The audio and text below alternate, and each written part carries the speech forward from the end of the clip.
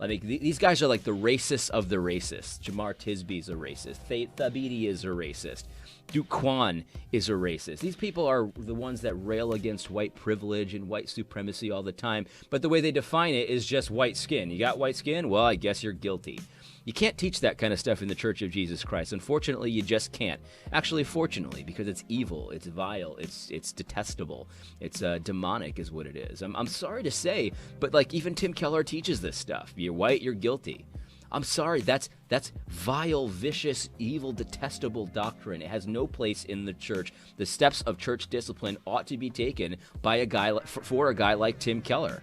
I don't care how old he is. I don't care if he's sick. You can't teach that stuff behind a Christian pulpit. It's vile. Nobody would ever put up with it if the races were reversed, if you started teaching about blacks in the same way. Blacks are just evil. Blacks are just given over to all of these sins. Blacks are this, and you must repent if you have black skin, even if you haven't done these sins. Can you imagine if somebody did that? And they looked at, let's say they looked at the murder rates in Chicago. And they just said, well, you know what? Blacks as a group are guilty of murder. They're just all murderers. They're just given to murder. And so if you're black, you must repent of murder, even if you haven't murdered anybody. Obviously, that's racist. You know what I mean?